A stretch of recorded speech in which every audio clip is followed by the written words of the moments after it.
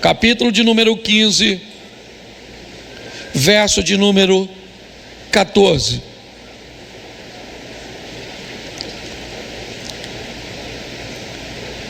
Depois de ter consumido tudo, sobreveio àquele país uma grande fome e começou a passar necessidades. Então foi pedir trabalho a um dos cidadãos daquela terra, e este o mandou para os seus campos, a fim de cuidar de porcos. Ali ele desejava alimentar-se das alfarrobas que os porcos comiam, mas ninguém lhe dava nada. Feche seus olhos. Senhor nosso Deus e Pai, em nome de Jesus, eis aqui a tua palavra. Continua falando conosco e usa-me como um canal de bênção, pelo poder do nome de Jesus. Amém. Glória a Deus. Amém. Bom, eu quero olhar para o filho pródigo hoje e mostrar na história dele um momento que ele precisou estabelecer uma revisão. O momento da vida dele que ele teve que parar, tirar um tempo para fazer uma avaliação. Isso é muito importante. Vamos numa reflexão rápida. O texto em que li, Lucas capítulo 15, a partir do verso 14, mostra onde ele está naquele momento. É importante entendermos que é uma parábola que Jesus está usando, uma história fictícia que Jesus utiliza para estabelecer uma mensagem, para se conectar com seus ouvintes. Então é importante entendermos onde esse indivíduo está no momento, qual é a situação dele agora. Bom, a situação dele agora, na narrativa do texto, a partir do verso 14, é que ele não tem dinheiro nenhum. A situação ainda se agrava, porque ela diz que houve uma grande fome na terra. Ou seja, se tivesse dinheiro também não resolveria, porque há uma escassez de alimento.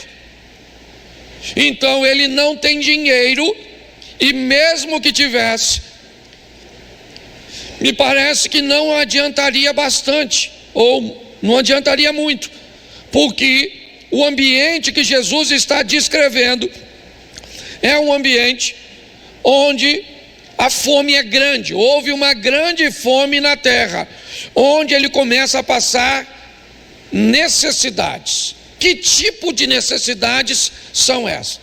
O filho pródigo não está preocupado com a conta de luz, água, internet. Ele não está preocupado com o seguro do carro, o aluguel da casa. Não! Todas essas preocupações são preocupações, sim, mas tem uma que é muito maior do que todas elas. Qual a preocupação, pastor? A com comida. Quando se você estiver sentado aí agora, preocupado com o que você vai almoçar amanhã, aí você está com problema. Esse problema é grave. Porque como é que você vai fazer? Jesus está descrevendo o ambiente onde esse camarada está. Ele não tem nada porque ele gastou tudo. Mesmo se tivesse, não teria tanta vantagem, porque está no ambiente onde a fome é grande e ele começa a passar necessidade. Mas, segundo Jesus, há algumas pessoas que estão bem melhor do que ele, porque aprendeu a administrar as coisas. Elas têm porcos, então já deu para notar que o dono do porco não vai morrer de fome, porque tem um porco para comer. Só que Jesus não está querendo conversar com o dono do porco, com o gentil. Jesus está querendo conversar com o judeu. E mesmo que tivesse pouco, ele não comeria. Mas é muito pior do que isso. Esse camarada, ele vai cuidar dos porcos. E ele vai cuidar dos porcos com um propósito. A ração que ele recebe por dia é tão pouca que ele continua com fome. Ele não trabalhava de graça. Pastor, mas não é uma história fictícia? Sim, então a gente pode entender o que Jesus está querendo transmitir. É um cara que está sem dinheiro. Se tivesse dinheiro não adiantaria muito. O ambiente é de muita fome. Ele recebe a humilhação de ser um judeu que cuida de porco. E pior, ele está querendo comer a comida do porco. É isso. Ele vai pedir ao homem que alimenta o porco: me dê um pouco da comida do porco. E as pessoas não estavam muito interessadas. Bom, isso é onde ele está. Isso é onde ele está. Ele está no meio de uma grande crise, de um grande problema, de uma situação desafiadora.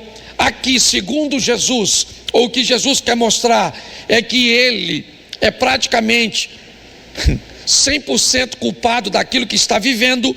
Se você conhece a história do filho pródigo.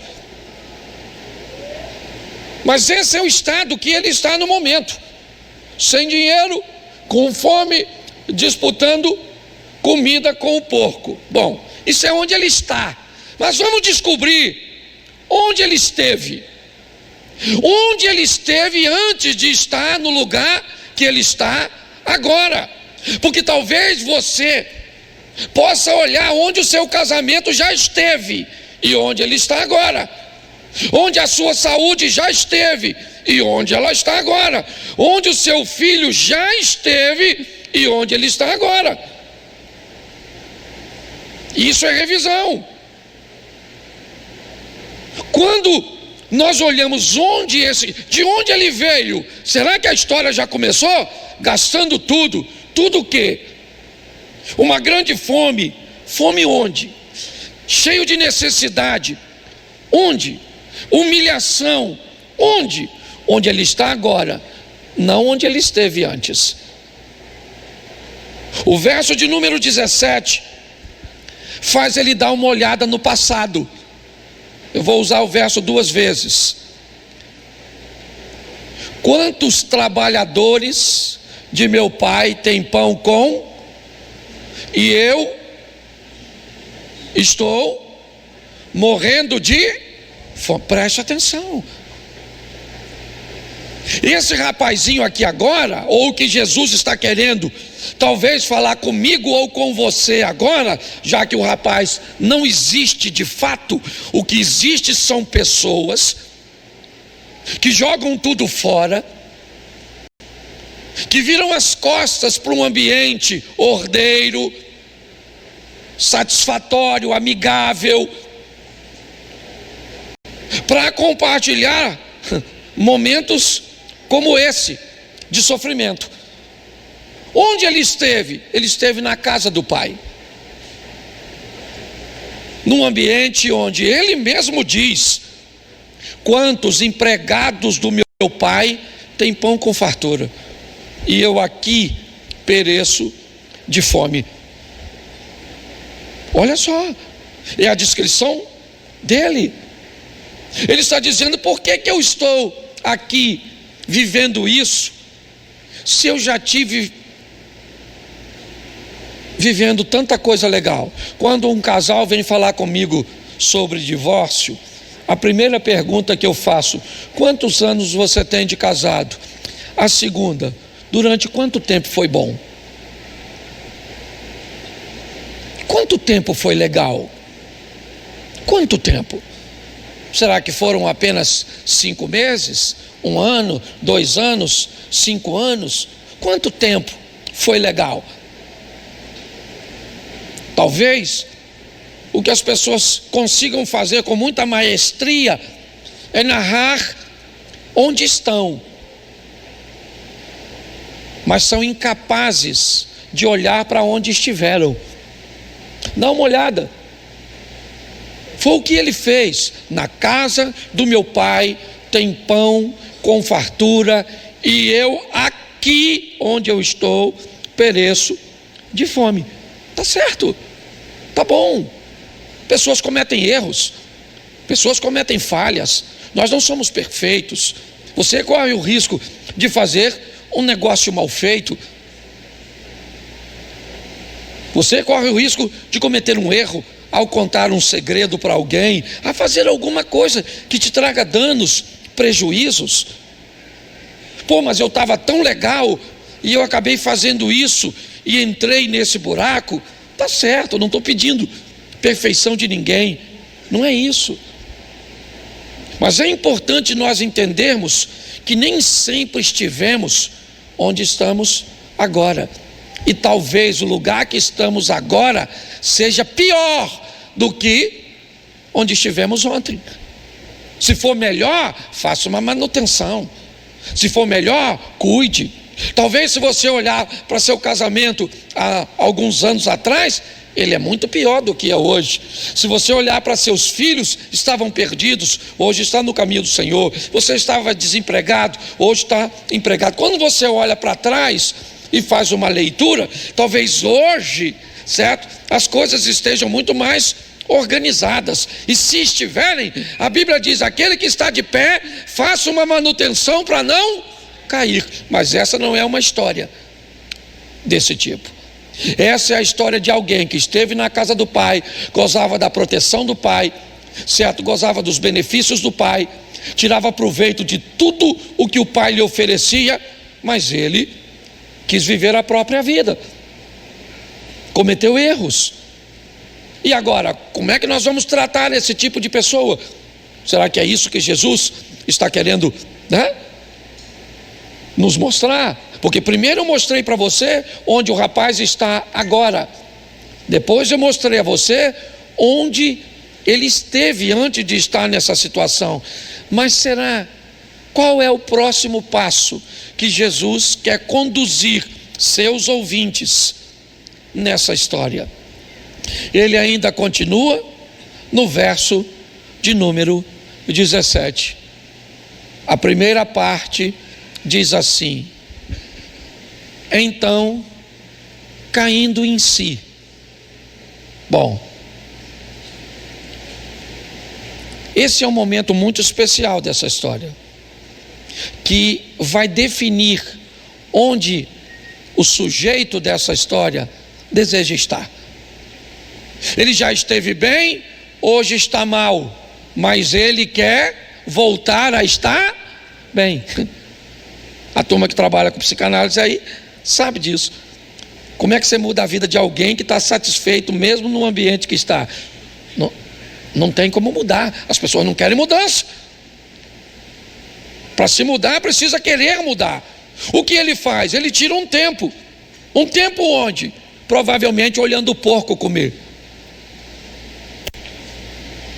olhando o ambiente ruim que ele está. E naquele ambiente ruim ele tem uma visão. De onde? De onde ele esteve. Na casa de meu pai, até os empregados têm pão com fartura, e eu aqui morro de fome. Tá certo, é bom. Ele fez uma revisão, ele deu uma olhada lá na casa do meu pai, tem pão, e eu aqui morro de fome e vou morrer de fome?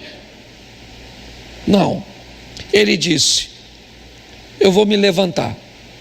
Ao avaliar, ele cai em si.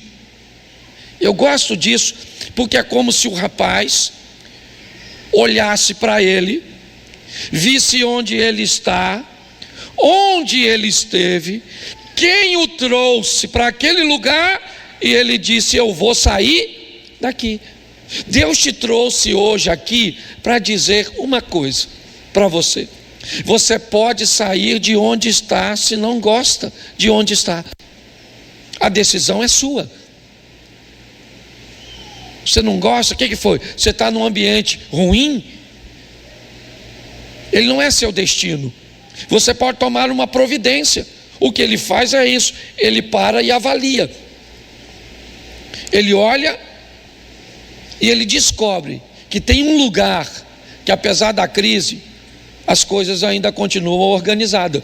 Apesar da fome, lá ainda tem comida. E o pior, ou melhor, o dono daquele lugar quem é? O dono daquele lugar quem é? É o pai dele. É o pai dele. O pai dele é dono deste lugar que ele diz que tem comida, que os empregados são bem tratados, e ele não tem nada. Então aqui começa a saída desse garoto.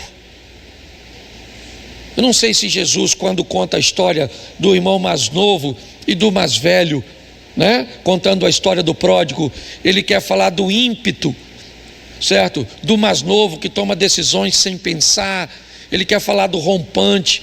Eu não posso te afirmar isso. Eu só sei que esse garoto comete muitos erros, mas chegou uma hora que ele precisou fazer uma revisão. A revisão é: eu aqui morro mas lá eu tenho comida. Eu aqui sofro humilhação, mas lá eu vou ser honrado. Ele descobre que tudo aquilo que ele sempre quis, que foi a liberdade, a sensação de ser dono de seu nariz, agora não faz mais sentido. E ele então planeja voltar, mas para voltar ele precisa de 3 coisas. A primeira é arrependimento. Arrependei-vos e convertei-vos. Lembra de onde caíste. Preste atenção, porque isso é muito sério. A minha proposta para você hoje, faça uma leitura da sua vida. Mas pastor, não dá para ser mais preciso? É claro, na área onde você, certo, observou que está sofrendo. O que é? É grana? Então tá bom, vamos sentar e, como eu disse, vamos ver trabalho, gestão, vamos ver, é isso. O que é? É casamento? Opa, legal, então vamos dar uma olhada o que é casamento, o que é divórcio, o que é segundo casamento, o que é perdão, o que é compartilhamento. Vamos descobrir que casamento é um produto que não se paga à vista, é financiado, e não se paga por mês, é por dia. É isso? O que é? Você está com um problema de caminhada de fé? Essa é a grande questão? Então tá bom, vamos falar de fé, vamos falar de Deus. Vamos estabelecer um ambiente onde você possa, certo, revisar as coisas, dar uma revisada no seu comportamento e por que as coisas estão acontecendo. Mas onde? Na área que você indica sofrimento, perda, dano, humilhação, é só isso. As áreas que não precisa, faça manutenção e está tudo certo. Quando este rapaz olha para tudo isso, ele não vê fatalidade, não, ele não vê aquilo que nós vemos quando Jesus está morrendo. Quando Mel Gibson fez aquele filme, né, A Paixão de Cristo, eu quase morri. Quase morri quando fui assistir aquele troço, de tanto que eu chorei. Quando Jesus estava apanhando daquele jeito, caindo com aquela cruz, e eu chorando, como se eu não quisesse que ele morresse. E pior, como se ele fosse um coitadinho. Não, ele não era um coitadinho. Ele falou: ninguém tira a minha vida, sou eu que estou entregando, pronto. Ele não era uma decisão para que eu e você pudéssemos ter acesso a uma vida de verdade. Às vezes nós olhamos de forma muito errada o que nós precisamos é nos arrepender. Arrependimento. Você quer mudar de vida? Faça uma revisão e arrependa-se. Entendeu? Ah, pastor, eu quero dinheiro mesmo, mas eu não gosto de trabalhar. Então arrependa-se dessa preguiça. Você está entendendo? Ah, pastor, eu até sou muito trabalhador, mas eu não gosto de estudar. Então dá um jeito. Poucas pessoas que eu conheço nessa vida gostam de estudar. Poucas. Eu nunca gostei. Eu não posso falar mentira. Certo? Mas tinha que estudar? Tinha. Ué. Então invista em você. As pessoas precisam se arrepender daquilo que está ali fazendo mal para você mudar. Se você não arrepende, como é que acontece? E pior, tem gente que não arrepende, ele tem remorso. Deixa eu falar de uma forma muito simples aqui, pelo menos para mim, a diferença de remorso e arrependimento. Quando você faz uma besteira e dá remorso, me parece que ela é uma dor muito aguda, mas muito forte, mas não dura muito não. Entendeu? Ela é uma diferença. Ai meu Deus, por que eu fiz isso? Ai, nossa, eu não podia fazer. Eu feri Deus. Olha, eu não sou digno. Não sou digno. Ai meu Deus. Menino, se for remorso, passa rapidinho. Já você está rindo de novo. Deus sabe que eu não sou perfeito. O arrependimento não. O arrependimento não dói tanto igual remorso não. Mas ele fica ali futucando nós, para nós nunca mais fazer. Não faça. Aí você fala, ai que vontade. Não faça. Eu fico com vontade de usar exemplo ruim aqui. Eu não vou usar não. É porque tem uns exemplos que se eu usar ele é cirúrgico, sabe assim, mas ele é tão feio que eu tenho medo de ferir os visitantes. Deixa quieto. Você vai ficar curioso, tá certo? Mas quando você faz, já viu aquele troço que você faz? Que logo assim que você faz, mas dá uma dor assim em você. Você fala, nunca mais eu vou fazer? Pois é. Se for remorso, menino, você faz quase todo dia, quase toda semana. Estou falando sério. Eu estou fazendo sério. Certo? Eu já tive problema com algumas coisas que não é difícil para de fazer. E era remorso. Depois que você se arrepende, a dor não vem muito forte na hora não, mas ela fica ali. E aí você olha para ela toda vez que vai fazer e fala, não vou fazer não.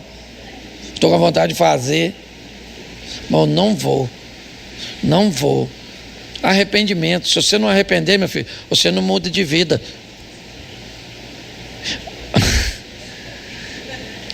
Eu tenho que ter cuidado quando eu vou usar os exemplos, que às vezes eu uso um exemplo meio, mas alguém me contou uma história. Aí a pessoa acha que eu estou usando o pulpo para falar dele. Dá uma confusão desgraçada depois. Mas eu tive um tempo atrás um problema com um camarada que eu achei que o cara era sem vergonha. E eu vim de um ambiente de se vergonhice. E se tem uma coisa com sem vergonha, é apto, é para conhecer outros sem vergonha. Eu fui criado nessa vergonhice. Minha família não. Só Jesus. Certo? E eu falei, esse malandro, isso é. Aí ele deu uma pernada na mulher dele. Aí a mulher dele falou que vinha eu largar ele e veio falar comigo. Sabe quando você vê que o cara, ele não está arrependido dele que fez, ele está arrependido que foi descoberto. A vida, pensa numa vida difícil, vida de pastor. É. Porque ele tem que ajudar os outros a ir para o céu e não ir para o inferno. Senão vai, é verdade. E aí eu falei para ela, não moço, dá uma chance para ele, mas não acreditava muito não. E ele, não, que agora. Demorou um tempo, sabe o que ele fez? Deu outra pernada nela. Aí não adiantava mais pedir ajuda para o santo aqui, né? Que o santo aqui já tinha queimado o cartucho. Aí foi pedir outro santo. Aí foi para outro santo. E aí o outro santo falou, não rapaz, tem chance para tu. E a mulher dele veio falar com esse santo aqui. Aí eu falei, dona, pode falar com a senhora? Larga essa peste. Eu falei, não posso mentir.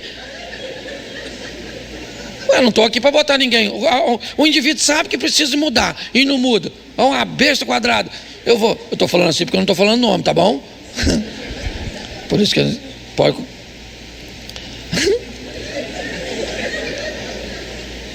Ela, coitada, com o coração assim, amando. Porque o mundo é esquisito. Se o cara é bonito, é um gato. Se é mau caráter, é um cachorro. É uma bagunça. Ela acreditou que ele ia mudar, deu outra pernada nela. E agora, provavelmente, nem levanta mais. Já está andando assim, ó, sentadinho, de tanta pernada que está levando. Porque tem gente que não quer mudança. Meu irmão, nós não estamos aqui de brincadeira não, rapaz. Tem gente aqui pregando, orando, ensinando. Você pensa que a vida é fácil pra gente? O bagulho é doido, rapaz. É ou não é verdade? O negócio é difícil. Aí a gente encontra gente de molecagem, não quer arrepender, vai pro inferno. Mas não perturba nós. Porque não é difícil só para você não. Ele olhou e disse: eu não quero estar onde eu estou. Então Deus disse: eu vou tirar você daí. Se você quiser sair de onde está, o Deus que nós servimos é poderoso para te tirar de lá. Você não viu aqui que você tem uma doença que ninguém cura? Pois é, ele entra lá no meio dessa doença que ninguém cura e cura você. Você está entendendo? A gente só tem que se arrepender. Ele olhou e disse: eu não quero ficar aqui. Levantar-me-ei e vou lá encontrar com o meu. E vou falar o que com meu pai? Eu vou falar a verdade. Pai, eu vacilei. Pequei contra ti. Não sou digno de ser chamado seu filho. Ele abriu o coração. A Bíblia diz que aquele que confessa alcança. Isso. Está arrependido? Está arrependido. Foi lá, levantou e foi lá e falou com o pai. Está lá. Ele tinha dinheiro? Não, tinha mais nada, gastou tudo. Devia estar magrinho, aqui, feio. Deve ter saído com uns tênis maneiros de marca, uns iPhone, uns troços. E voltou sem nada. Sabe o que Jesus descreve? Que o pai estava de pé, esperando ele voltar. Porque o pai está do mesmo jeito. Se essa história aqui é fictícia, é porque o filho somos nós e o pai é Deus. E se Jesus disse que o pai está em pé esperando você e eu voltarmos quando fizermos algo de errado, é porque não é o fim para você. Não interessa o que aconteceu, ainda dá tempo de tu voltar. O pai está lá quando vem o garoto. Falou com o pai o quê? Vacilei. O pai deve ter falado: isso é novidade para tu, porque eu já sabia isso desde o começo. Já não sou digno de ser tratado como seu filho. Me trata como um dos seus empregados, seus servos. Ele derrama o coração diante do pai. Quando ele faz isso, o pai fala: ó, não. Por quê? Porque há uma conversão no processo. É importante entendermos que naquela crise, aquele garoto perdeu mais do que grana. Entendeu? Dizem que pessoas normalmente mudam com mais facilidade em 3 ambientes. Um deles é a crise, a dor. Diz que a dor é uma ferramenta fantástica para que pessoas mudem de vida, mudem de posição, mudem de visão. Aquele rapaz, ele olhou para aquela humilhação e ele simplesmente fez uma revisão. Levantar-me-ei, vou lá falar com meu pai. Por quê? Porque lá onde um dia eu estive e hoje não estou mais, eu posso voltar. E lá tem comida, lá tem honra, lá tem tudo. E eu quis ser tão grande, longe do pai, e descobri que o menor na casa do meu pai é muito maior do que o maior fora da casa do pai. Só, gente, que nós só vamos ter esse caminho se nós investirmos um pouco de tempo para observar em nós as áreas que precisamos rever de verdade. O grande desafio de um ambiente como esse é que normalmente, quando estamos expostos a uma mensagem como esta, às vezes acontece de lembrarmos dos outros e não de nós. Às vezes você está sentado aí agora pensando assim: puxa, se o meu marido tivesse aqui, puxa, se o meu filho tivesse aqui, puxa, se fulano estivesse aqui. Mas eu queria lembrar você que se fosse para ele estar aqui, Deus o teria trago, e não você, e não eu. Investir um pouco de tempo para olhar, sabe, para essas áreas e conversar um pouco com Deus ou com algum amigo sobre alguma coisa a respeito de áreas que você tem problema. O que é? Você precisa rever. Eu vou pregar no domingo aqui, revisão sobre relacionamentos familiares. Eu prego nos 2 cultos de domingo e vou falar só sobre rever, certo? Posição dos pais na vida de solteiro, posição dos pais na vida de casado, até onde um cônjuge pode se posicionar com direito e onde o direito deixa de existir e o que há é uma arbitrariedade, um domínio e uma manipulação, para que as pessoas consigam entender que muitas vezes nós estamos sofrendo consequências de liberdades que estamos conferindo a outras pessoas, e aí as pessoas começam a sofrer e não param para avaliar isso, não param, certo? Não conseguem estabelecer um limite para seus filhos. Por exemplo, vou te dar um exemplo. Meu filho, está na hora de comer. Bom, está na hora de comer, pode ser que não esteja com fome na hora, sim ou não? Então você pode ter um limite. Meu filho vai tomar banho. Preste atenção. Uma coisa é ele dizer que não quer comer. A fome pode dar depois, mas o banho você quer que ele tome agora. São coisas diferentes. Você pode negociar a comida, mas não pode negociar o banho.